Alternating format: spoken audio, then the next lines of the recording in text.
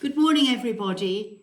You will know that the team here went to a village near Asni in the Atlas to recover a white mule.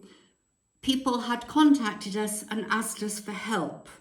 And when they got there, it was all very difficult. And I made 2 posts last night. I have taken those posts down and I will tell you why. I don't resile from anything I said on those posts. They were accurate and truthful. But I don't think now is the right time for it to be seen internationally that we maybe aren't working together. All organisations, charities should be working together and pulling together. And that's what we have tried to do with local people, with government departments, with the gendarmerie, with the police. So I want to just touch on what happened briefly and then move on to the future. Now, I want to tell you the story of the white mule because now I know a little more. That beautiful mule.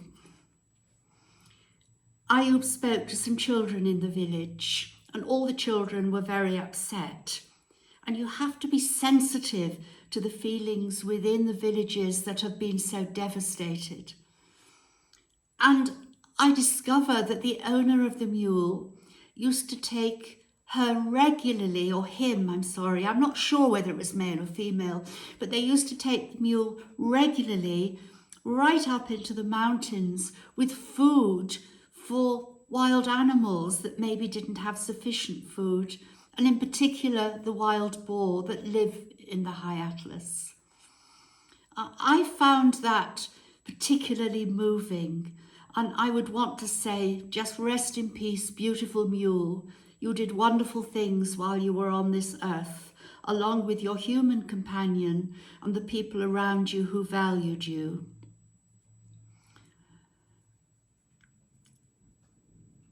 Ayub told me that when they arrived and they put the mule into our truck, and Ayub examined it, and he said it couldn't be saved. The break was so serious and there was a bone sticking out, and he would have been in dreadful pain. So we agree with the view of the Spanner vet who arrived and put the animal down. How it was done and how we were expected to react, of course, is a different matter, but I'm not going to rehearse that here. I think the best thing happened for the mule. But what I am going to do is tell you why we operate in the way that we do.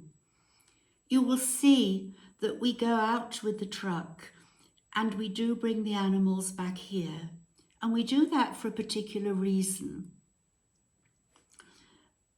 Ayub particularly, and anyone who with him, is able under the direction of our vet to administer immediate pain relief. And they do their best to bring the animal back here in utmost comfort. Now, if they come back in the truck and it is going to be too painful to drag them out of the truck again, our vet, who was waiting here at Georgia yesterday actually, our vet will then euthanize. This is how we euthanize. When it is such a large animal particularly, and the pain has been severe, our vet will give them a general anaesthetic first. Because in normal circumstances, if a donkey is coming near the end, we will give a sedative, wait for the sedative to have effect, and then inject. And I'm sorry to be so blunt, but to inject what is a poison. As the mule was in our truck and he was euthanized, it was a while for him to die. And Ayub made the right decision to drive out of the village to save the distress of the children and other people around. You see, if you have more time and it's done here at the refuge, we have all the time in the world to do it. So we would give a general anaesthetic, wait for that to take effect, and then make sure that the medicine that is going to euthanize is put in a very strong form so that it takes effect immediately. I have a real regret, and it's my fault.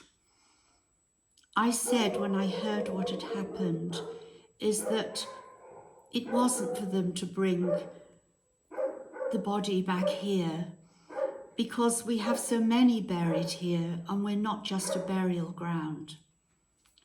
Number one, I should have allowed the body to be brought back here. We should have buried it with dignity, and we should have photographed the burial place to send back to people in the village to know that we treated their beloved animal with dignity. And for that, I apologise. Secondly, I am now resolved and absolutely certain on two further points. Firstly, I wish that Morocco would approve vets to be able to use guns to shoot equines immediately. I know what happens in the UK, and in such circumstances, a bullet would be put to a certain point on the animal's forehead and the pain would be gone immediately. A much more humane way, in my view, than injecting poison. However, it is Morocco, and it's up to the Moroccans, the Moroccan vets, and the government to make that decision. But my second point, under my second point, is this, and something that we can do this year. I am now resolved that we must raise enough money to purchase a crematorium from the UK that is approved by DEFRA. We would have no problems with ONSA over here, which is DEFRA's equivalent. And it's going to cost about £50,000. Now, bear in mind what we have collected very quickly for rescue relief. We could do again, and we could have our crematorium. It's now particularly important as we have been through this disaster. Because you may have heard me just mention to Ayub when he was in the village, was anybody else there? No, I think that's when he was in Amsmith, and I asked, was anyone else there? And he said, sheep and cows. And a lot of those animals are going to die. There is devastation. And if we had a crematorium available for animals, we could make sure that those animals are disposed of without further polluting the atmosphere. And I am assured that that would be acceptable within Islam. So what can we do now? I've asked particularly that we try not to do any more rescues today because Ayub is exhausted. And he is the one with the expertise to drive the truck with heavy animals in mountainous conditions. I want him to rest today. We are ordering another load of alfalfa that will be delivered tomorrow. I will be going to the bank today to get sufficient money for that delivery, and that will be distributed. And one of our first distribution points will be the village from where the White Mule came. Finally,